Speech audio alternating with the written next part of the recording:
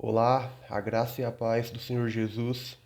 Eu me chamo Caleb Elias de Carvalho Barbosa e esse é o canal Reforma e Teologia. Desde já eu peço, por gentileza, que deixe seu like e compartilhe o meu canal com seus amigos e conhecidos. E se você, por acaso, ainda não for um inscrito, eu peço que se inscreva e se inscreva no meu canal e acompanhe o meu trabalho nele, ok? Para a glória de Deus. Pois bem, ahn, esse, esse vídeo é a parte 4 da série de vídeos cujo tema é a misericórdia de Deus que nos assiste. Um tema esse que, ao meu ver, é de extrema importância. Pois muito bem, o Salmo 32, que é objeto de nosso estudo, está dentre os salmos penitenciais, a saber, Salmo 6, 32, 38, 51, 102, 130 e 143. E eles são assim definidos ou nomeados por apresentarem de maneira enfatizada a confissão do pecador arrependido ou expressam com intensidade a necessidade que toda e qualquer pessoa tem do favor de Deus. É nesses salmos que encontramos o alento para o pecador perdoado.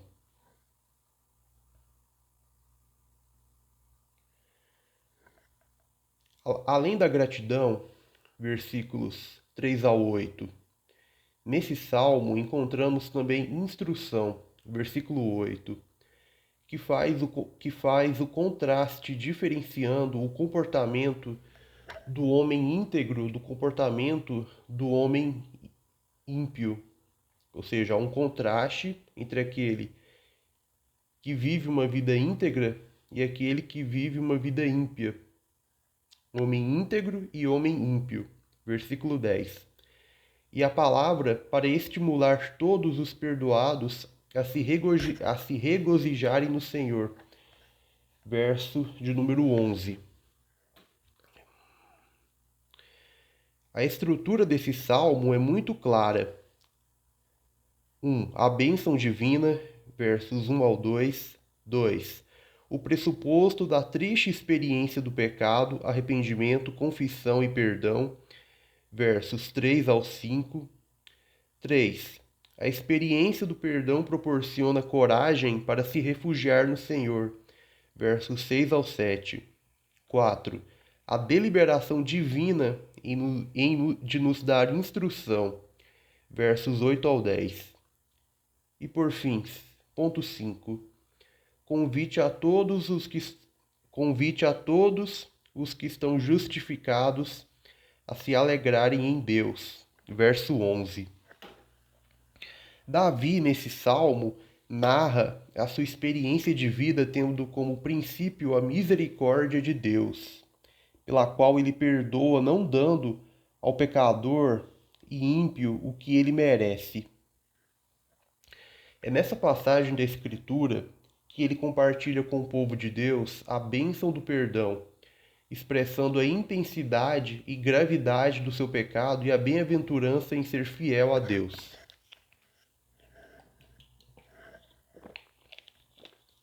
Pois muito bem, vamos agora ao primeiro tópico desse vídeo, desse estudo. Tópico 1. O conceito de bem-aventurança. A tradução do termo bem-aventurado é normalmente uma exclamação que significa verdadeiramente feliz, verdadeiramente abençoado, quão feliz é. Na concepção grega, a bem-aventurança tinha associação com algum bem desse mundo, muitas posses, saúde, bem-estar e filhos, ainda que não exclusivamente, podendo também se referir ao conhecimento e à paz interna. O termo grego porta consigo o significado de beleza e harmonia. A palavra de Deus, por sua vez, no Velho Testamento, estabelece e trata de advertências contra o julgamento meramente exterior, de modo que a verdadeira bem-aventurança, especialmente no livro dos Salmos, está ligada a confiança em Deus, Salmos 44, 84, 12, refugiar-se em Deus, Salmos 12, 34, 8, ser disciplinado e educado por Deus, Salmos 94, 12, Jó 5, 17, andar na lei de Deus, Salmos 119, 1 ao 2, ter Deus como auxílio e esperança, Salmos 146, 5, e Senhor, Salmos 33, 12, 144, 15, ser escolhido de Deus, Salmos 65, 4, temer a Deus e andar nos seus caminhos, Salmos 128, 1, socorrer o necessitado, Salmos 41, 1. Tópico 2. O contexto histórico. Segundo Samuel 11. Davi era o governante de Israel. O período do seu reinado era relativamente tranquilo.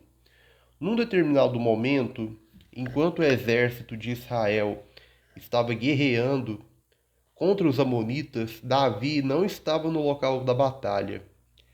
Veja 2 Samuel 5:2, 8:1 ao 14, 10:17, 18:3, 21:17. Davi havia permanecido no palácio. Davi não necessitava mais sair para o conflito. Ele tinha à sua disposição homens de guerra leais. A circunstância aparentava ser favorável. Um dia, Davi viu uma mulher chamada Batseba, pela qual ele se sentiu atraído. Davi se interessou cada vez mais por ela e até que chegou ao ponto de cometer adultério com ela e engravidou.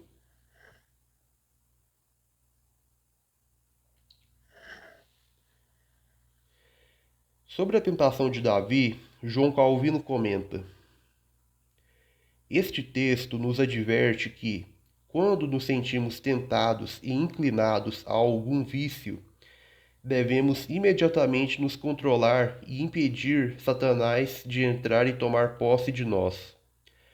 Portanto, sejamos cuidadosos e não acender um fogo mau, mas ouçamos a admoestação de Paulo a Timóteo.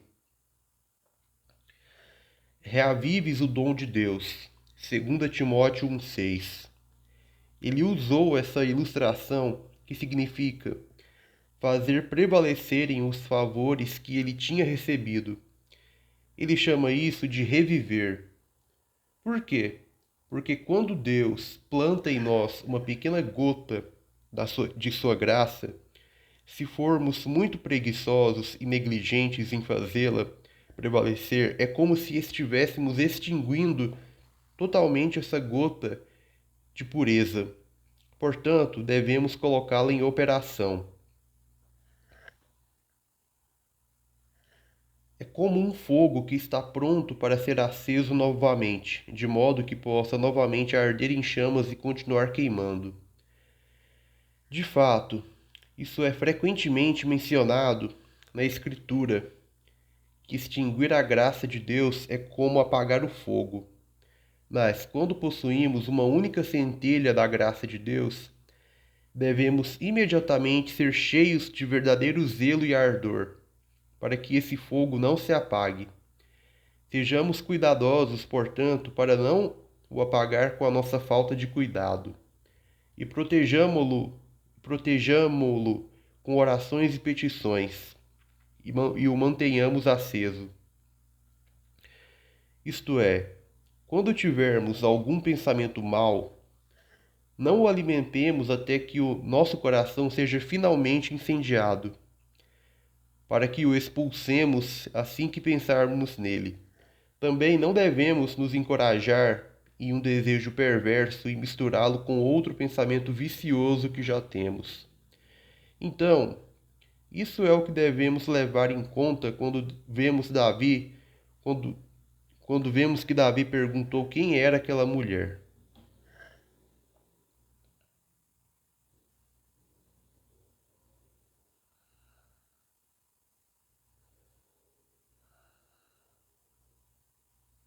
Pois bem, ah, sendo Batseba casada, estando Urias, o seu marido, e um dos homens valentes de Davi, segundo Samuel 23:39, 1 Crônicas 11:41. Com o exército de Israel no conflito, Davi fez um plano. Mandou chamá-lo, induziu-o a ir à sua casa, deitar-se com sua mulher e, inclusive, realizou o envio de um presente. Entretanto, Urias não desejou fazer isso por achar injusto que a arca, Israel e Judá estivessem em tendas e seus companheiros de guerra ficassem em meio ao perigo da batalha enquanto ele continuasse em sua casa, comendo e bebendo, e então dormiu à porta da casa do rei. O rei Davi utiliza outra estratégia.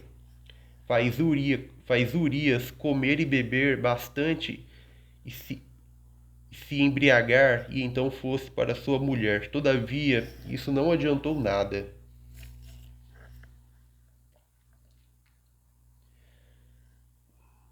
A palavra de Deus não oculta pecados dos personagens narrados em suas histórias. Na história, a escritura realça o contraste pela atitude de Urias que, em solidariedade aos seus companheiros que continuaram no campo de batalha, em dois momentos se recusou a deitar com sua esposa, e a atitude de Davi, que estava mentindo, fingindo e virando um assassino após ter em mente o desejo pela mulher do seu soldado leal.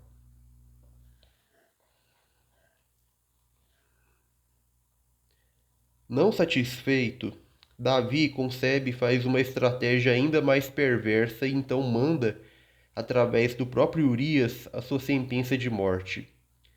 Ele tinha certeza que Urias não seria tentado a violar a correspondência. Na carta que o valente e íntegro Urias leva ao comandante do exército de Israel, Joabe, Davi falava: Ponde Urias na frente da maior força da peleja, e deixai-o sozinho, para que seja ferido e morra. Segundo Samuel 11:15. Nesse processo maligno e pecaminoso, Davi se torna assassino de vários outros soldados leais. Saindo os homens da cidade e pelejando com Joabe, caíram alguns do povo, dos servos de Davi, e morreu também Urias, o heteu. Segundo Samuel 11:17.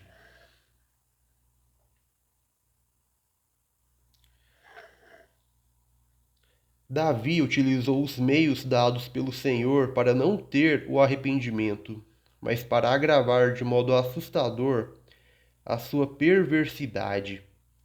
Essa história narrada na Bíblia mostra de maneira clara o potencial da maldade do coração do homem, o coração de todos nós. O mal havia sido feito. Urias foi assassinado e Davi tomou para si Batseba. Parecia que as coisas estavam dando ou sendo como Davi gostaria que fosse. Ninguém fora do contexto imediato da situação envolvendo Davi, Batseba e Urias percebeu nada. Todavia, Deus tinha plena ciência do que houve. Tanto é que a própria Escritura diz: Isto que Davi fizera foi mal aos olhos do Senhor. Segundo Samuel 11:27.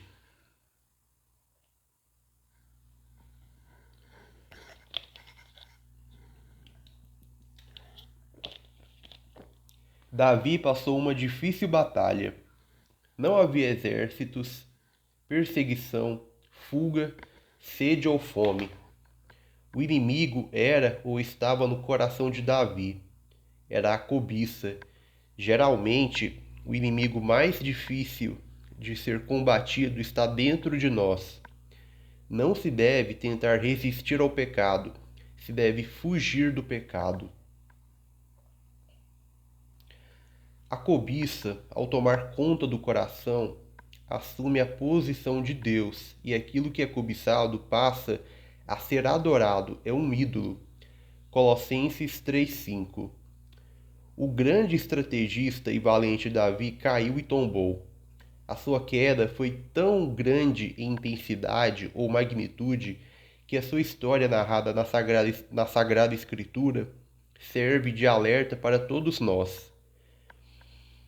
Todos nós podemos passar por algo assim.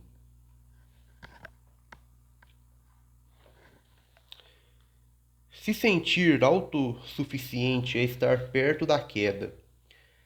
Satanás sabe a natureza do ser humano. Ele procura tentar o ser humano nas áreas pelas quais o seu coração tem mais atração. Satanás tenta uns com adultério, como foi o caso de Davi. Tenta outros com riquezas ilícitas. Tenta outros com desejo pelo poder.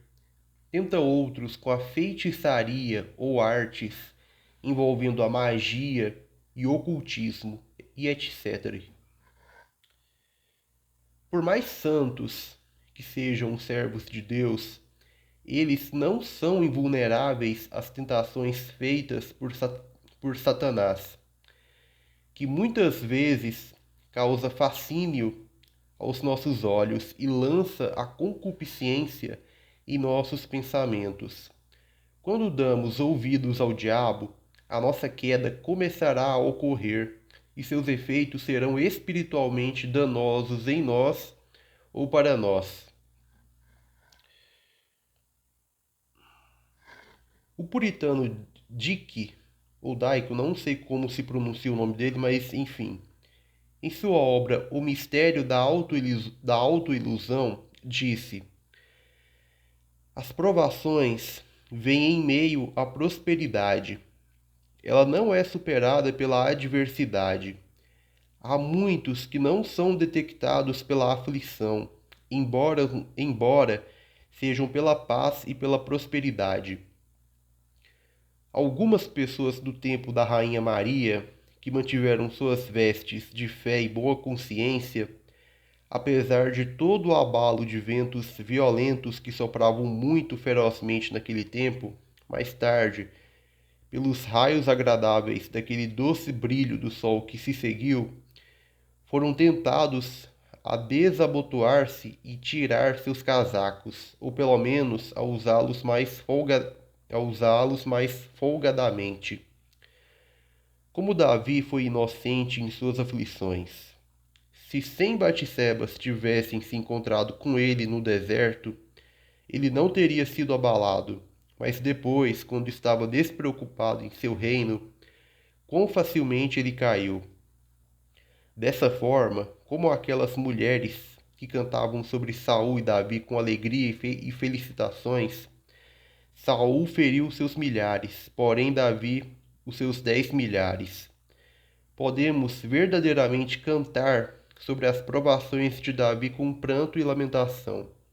A adversidade feriu os seus milhares, porém a prosperidade os seus 10 milhares.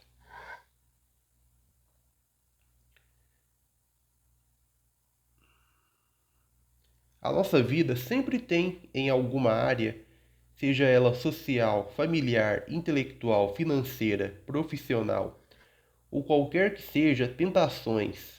E muitas das vezes passamos por tentações sofisticadas e sutis, que se dão de maneiras diferentes. Se nosso pensamento não estiver em conformidade com a palavra de Deus, estaremos em uma guerra que já estará perdida para nós.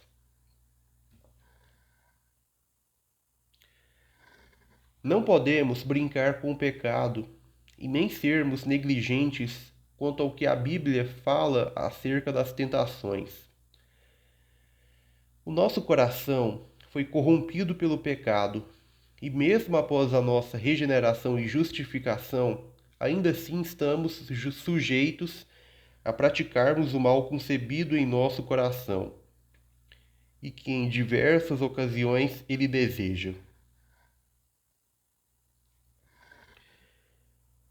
O teólogo e doutor Martin Lloyd Jones afirmou: o homem que ainda não descobriu o poder da tentação é o mais típico novato em questões espirituais. O poder do inimigo contra nós somente é inferior ao poder de Deus. Ele é mais poderoso que qualquer homem que jamais viveu, e os santos do Velho Testamento caíram diante dele.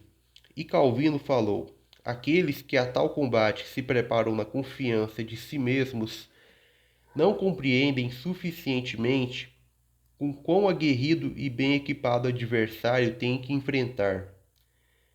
Sermos autoconfiantes é cairmos em uma armadilha que em muitos momentos nós produzimos, de forma sutil, e é dessa armadilha que o maligno usa.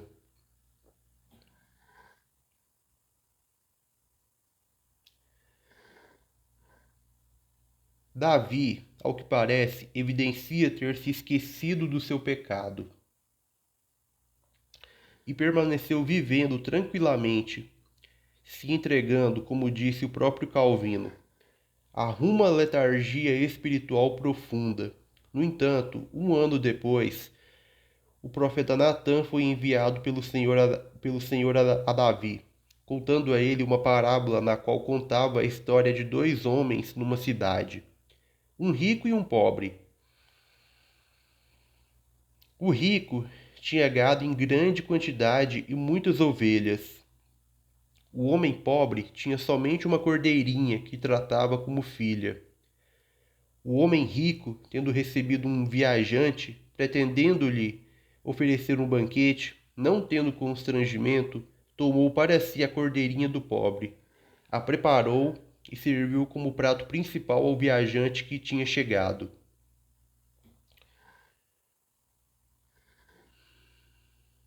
Após ouvir essa parábola, a qual falava tão de perto a Davi, que tinha sido um dedicado pastor de ovelhas ser contada, Davi ficou furioso e afirmou ao profeta, em modo de juízo: tão certo como vive o Senhor, o homem que fez isso deve ser morto, e pela cordeirinha restituirá 4 vezes, porque fez tal coisa e porque não se compadeceu.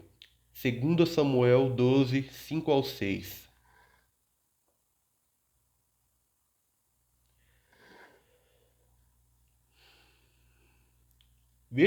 Veja algo curioso. Davi, servo de Deus, rei de Israel e poeta inspirado, cometeu adultério. Tentou esconder seu pecado, envolveu outras pessoas nisso e então providenciou com requinte de sagacidade a morte de seu servo leal e amigo. Nada disso o sensibilizou. Todavia, o coração de pastor de ovelha lhe falou mais alto. O pecado afeta o intelecto humano. O pecado ataca o intelecto, fazendo a pessoa não ter mais o discernimento. O pecado faz com que haja um obstáculo epistemológico diante do homem para com a Sagrada Escritura, para com a Escritura Sagrada. O pecado nos faz ser avessos ao que diz a palavra de Deus. O pecado bestializa a humanidade. Voltando a Davi, ele esteve sob forte emoção e a surpresa maior estava por vir. Natã, em uma afirmação dramática, diz ao rei de Israel: Tu és o homem, segundo Samuel 12:7. A acusação de Deus contra Davi é a de que ele, além de ter cometido adultério, assassinou ou matou injustamente a Urias através das mãos dos amonitas. Segundo Samuel 12:9. O pecado sem arrependimento e sem confissão tende a ter um agravamento por contaminar ainda mais nossa alma e normalmente o tentamos esconder cometendo outro pecado. Por exemplo, geralmente quem comete o pecado de furto ou roubo comete outro pecado, não é? Para tentar esconder esse pecado, do caso do roubo ou furto, comete o pecado da mentira, não é? Para tentar esconder o primeiro pecado, negando a sua autoria pelo crime. Não é assim? Alguém como o próprio Davi, que comete adultério, não é? Que se deita com a mulher do outro, não é? Ou se deita com uma mulher que não é sua, essa pessoa normalmente, não é? Pelo coração do ser humano, como sempre foi desde a queda de Adão, corrompido, essa pessoa vai tentar negar a autoria pelo pecado do adultério, cometendo outro pecado, mentindo, falando algo que não corresponde à verdade. Né? O ser humano é assim. Enfim, continuando aqui.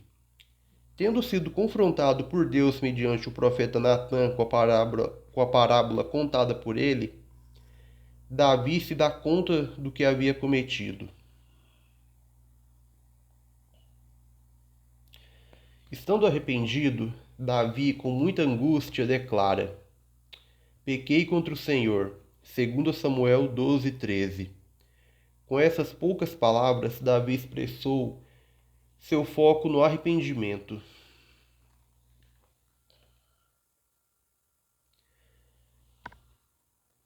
Davi foi capaz de enfrentar um leão, um urso, o gigante Golias e vários homens de um exército. Mas ele não foi capaz de vencer as inclinações pecaminosas do seu próprio coração. Ele esteve cego e dominado pelas tentações do seu coração, mas aprendeu de maneira dura o quão fraco ele era. Só restava a Davi, assim como a cada um de nós, clamar, como está no Salmo 51, a multidão das misericórdias divinas para que apague as suas transgressões, versículos 1 e 9, lave a sua iniquidade, versículo 2, o purifique do seu pecado, versículos 2 e 7, crie nele um coração puro, versículo 10, restitua-lhe a alegria da salvação, versículo 12, e por fim, sustente-o com um espírito de voluntariedade, pronto para obedecer ao Senhor. Versículo de número 12.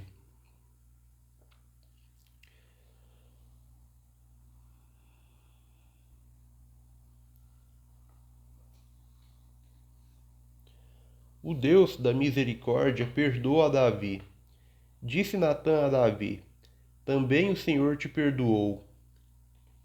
Abar, né? A palavra no original em hebraico é abar, que tem o sentido de desconsiderar o pecado ou não levá-lo em conta. Então, só repetindo aquela parte. Disse Natã a Davi: Também o Senhor te perdoa. Abar. O teu pecado, Hatat. O hebraico para pecado é Hatat. Não morrerás. 2 Samuel 12:13. Foi nesse contexto de grande aflição que o rei Davi escreveu o Salmo 51. O Salmo 32 parece ter sido escrito depois, após o salmista ter adquirido novamente sua paz com Deus e poder refletir de maneira demorada sobre a sua teologia e experiência. Esse salmo retrata ao mesmo tempo, de um modo didático, intenso e sensível, a bem-aventurança do perdão divino que ocorre pela sua misericórdia, que assiste a quem verdadeiramente se arrepende.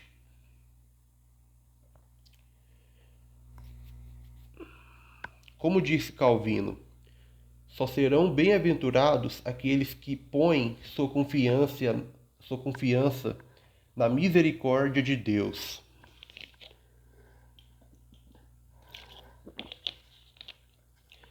No Salmo 32, o escritor cumpre parcialmente o que havia escrito no Salmo 51, estando impactado com a mensagem do profeta Natã. Restitui-me a alegria da tua salvação e sustenta-me com um espírito voluntário. Então ensinarei, no hebraico original, Lamad, aos transgressores os teus caminhos, e os pecadores se converterão a ti. Salmos 51, versos de número 12 e 13. No Salmo 32, o escritor conta a experiência que teve com o pecado, da qual não se orgulha nem se alegra. Mas, por outro lado, se regozija com a bem-aventurança. A bem-aventurança está reservada para aqueles que andam no caminho do Senhor. Salmos 1. Sendo ela contínua, tendo necessariamente vínculo ao processo de santificação. O salmista, após muito sofrimento, descobriu a bem-aventurança da restauração que Deus concede e da volta à comunhão com Ele. Salmos 32, 1 ao 2.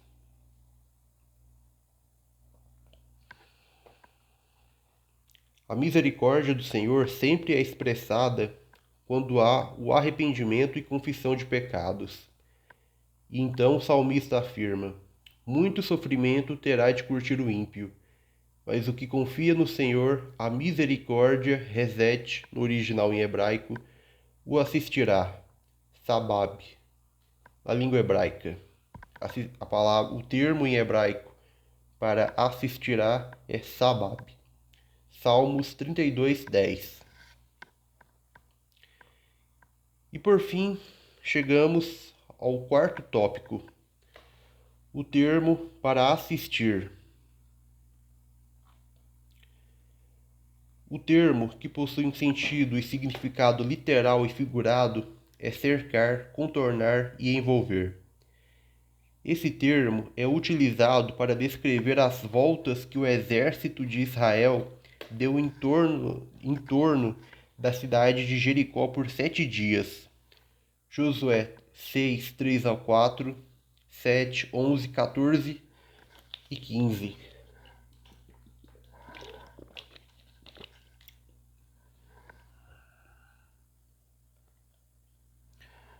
O conceito é o de que o Senhor nos envolve, nos cerca de todos os lados com a sua misericórdia. A misericórdia de Deus é uma realidade progressiva em nossa vida.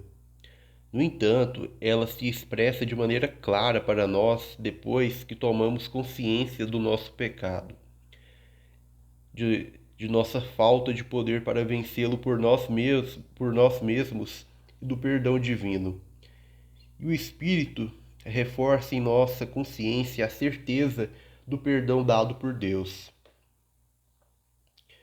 Saber do cuidado do Senhor faz com que haja uma mudança em nosso ser. Sendo levados pelo Espírito, somos levados a uma atitude de arrependimento pelos nossos pecados e a gratidão em reconhecimento de Deus ter nos assistido com sua misericórdia.